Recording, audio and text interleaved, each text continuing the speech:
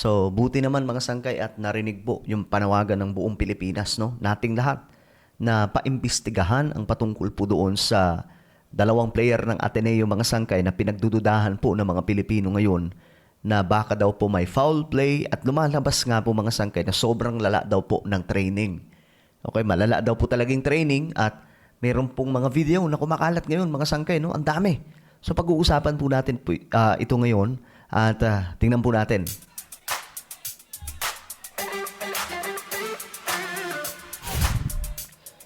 Sa mga hindi pa po dyan nakakapag-subscribe sa ating YouTube channel, makikita nyo po yung subscribe button sa baba ng video na to. I-click nyo lamang po yung subscribe, i-click ang bell, at i-click nyo po yung all. Sa mga nanonood po sa Facebook, i-follow nyo po yung ating Facebook page. Okay guys, so, eto nga po mga sangkay yung information na lumalabas ngayon. Ayon po kasi dito mga sangkay, ayan, itong batang to, itong si, pagkakaalam ko, 19 years old, di ba? Sobrang bata pa. Eh, mayroon po siyang sinabi sa kanyang coach, mga sangkay na, ang sabi po niya, coach, hindi daw muna siya babalik, no? Ng Mindanao. At ang kanyang sinasabi, mga sangkay, gusto daw niyang yumaman para maahon ang kanyang pamilya sa kahirapan. So dito mga sangkay, nung nabasa ko to, talagang nakakadurog ng damdamin mga sangkay itong ganitong klaseng trahedya na nangyari sa kanya, no? At based dito, no, balikan lang po natin itong mga impormasyon na lumalabas mga sangkay. Ito, panoorin po natin. Baler? Yeah. Baler. Baler. Yeah. The training in Baler. Yeah. Yeah. I heard about that. So, training in Baler is a beach, pero it's parang ayaw namin pumunta dun. So, nakatutok na sa amin. Wait. I'm not letting you go. What happened? So, it's a Dead Sea training. Ito yung kumakalat ngayon mga sangkay. Mula po ito sa player ng Ateneo. Ngayon, may lumabas na report, ito, na pinagdududahan ng maraming mga kababayan po natin. Lumalakad po, sabi po ito ng pulis, mga sangkay. Ito, Aurora Provincial Police Provincial Director.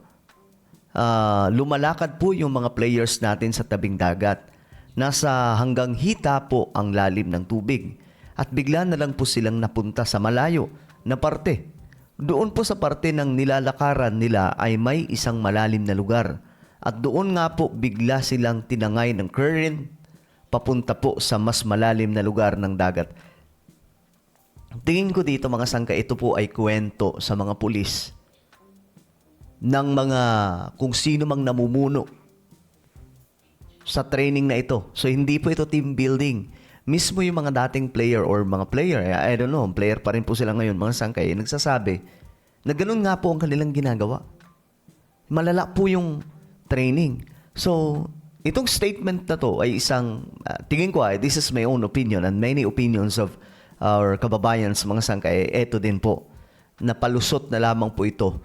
So, kailangan ng malalimang investigasyon. Kasi, ayon nga po sa nanay ni Rene, mayroon daw pong mga pasa. Mga sangkay, eto.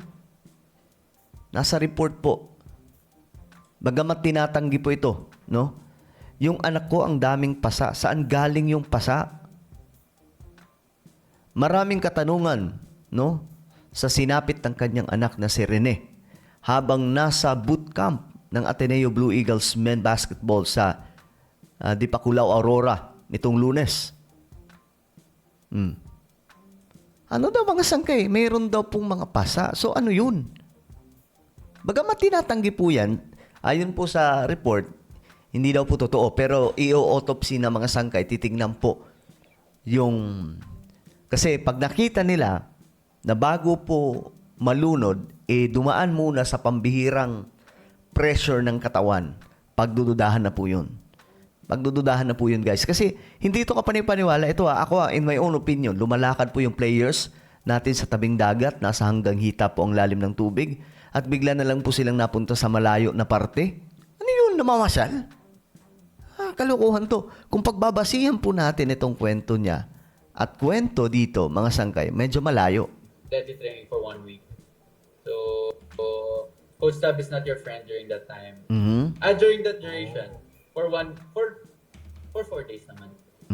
Kasi last day is happy day na. Because it's heaven na for us. Uwi na lang. Wow. So, Okay. it's a Okay. deadly So, training. It's super deadly. Ayan, oh. Kita niyo mga sangkay? Oh, sabi nga po ng ano dito, a civil case could be filed against Ateneo and the coaching staff for 100 million for torts and damages. Proof beyond reasonable doubt is not necessary. Many young lawyers could even take this case to make a mark. So, dapat po talaga seryosohin. At ngayon nga po, mga sangkay, ito yung update. Ito, mula po ito sa palarong pambansa. Sabi dito, Agusan del Sur opened its doors and protected thousands of young athletes. Bakit ang kaisa-isang atleta namin na pumunta sa inyo, hindi nyo naingatan? Oh, anong nangyari? Bakit hindi nila naingatan? Tapos ipapalusot nila na naglalakad lang daw, tapos tinangay ng tubig. Maniniwala ba kayo nun? Unless, mga sangkay, may nangyari po talaga na kailangan po nating malaman. At ito po yung update.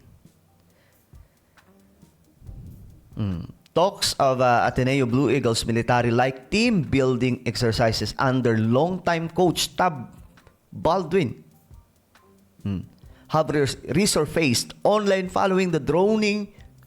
Ito pong dalawang mga sangkay na uungkat. At itong coach na ito, delikado. Alam nyo hindi po siya dapat sibakin kasi baka sasabihin ng iba, dapat sibakin na yung coach ito. Dapat imbestigahan. Dapat may malalim na investigasyon tungkol po dito. Buti sana mga sangkay kung sa military like training nila is yearly, nagcha-champion sila. 'Di ba? Kaso hindi naman Bakit kailangan dumaan doon? Mismo nga sila Wemby. Sa swimming pool po ginagawa, mga sangkay, yung training nila sa tubig. Yung lumalakad. Pero yung swimming pool na yon, punong-puno po yun ng mga staff na tumitingin just in case may delikadong mangyari. So bakit doon pa sa dagat? Grabe, diba? Sobrang nakakalungkot to. So, kailangan maimbestigahan ito. Buong coaching staff, buong Ateneo. Ito ang kinagandahan lang, mga sangkay. Nanawagan kasi tayo, mga sangkay, na imbestigahan po ito na malalim, no? At finally, sabi dito, investigasyon ng Ateneo students sa pagpanaw ng 2 Ateneo students athletes. Bumuo na ang Philippine Sports Commission or PSC ng stakeholders panel kasunod ng pagpanaw ng Ateneo men's basketball players na sina Rene at Adili matapos malunod sa team. No, this is not team building. Tigil-tigilan nyo kami sa team building na yan. So, suportahan ng panel ang investigasyon ng Philippine National Police at Department of Justice sa insidente. Ito yung panawagan natin. Ako, mga sangkay, hindi ko alam kung magtitiwala ako sa PNP since nakita po natin ito mga statement na ito. Pero sige, tingnan lang po natin. Pero ang mahalaga po dito, may DOJ. Ayan po, susuportahan po ng DOJ ang investigasyon na ito. At ang DILG na ngayon, mga sangkay, nagsalita na rin. So, dapat tutukan na lang po nila ito instead of politics ang inaatupag, mga sangkay. Dito na muna. Ayan, mahalaga po ito. Kawawa naman, mga sangkay, biruin nyo. Ito, anong sabi niya, mga sangkay? Coach, di muna ako babalik ng 5 years sa Davao kasi gusto ko yumaman para maahon ko pamilya ko sa kahirapan. Then what happened? Diba? Kayo, magkaka-interest pa ba kayong sumali sa Ateneo kung ganito pala ang ginagawa? Biruin nyo. Matagal na daw, di umano ayon po sa mga ano na to, mga sangkay, mga nagkikwento, matagal na daw po itong ginagawa.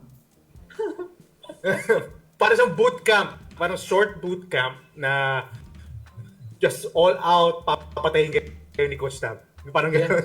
Oh, di ba? Yeah. Oh, Yeah. Oh. okay, Totoo okay. yun. If tanong nyo sa kanila, If tanong nyo sa kanila. pumunta ng mga Baler, yung mga players sa Ateneo, they will say no. Walang gusto. Wala, Yeah, actually, I heard about that famous Baler training. Matagal na po itong ginagawa. So, kailangan po talaga ng ano dito, action. No, kailangan malaman po ang totoo tungkol po dito at hindi po dapat ito mapagtakpan. Okay? Well, ano po ang inyong opinion? Comment down below. Meron tayong YouTube channel. Ito po yung Sangkay Revelation. Hanapin nyo po ito ngayon sa YouTube. Kapag nakita nyo na, i-click nyo po yung subscribe, i-click ang bell, at i-click nyo po yung all. Ako na po yung magpapaalam. Mag-iingat pong lahat. God bless everyone.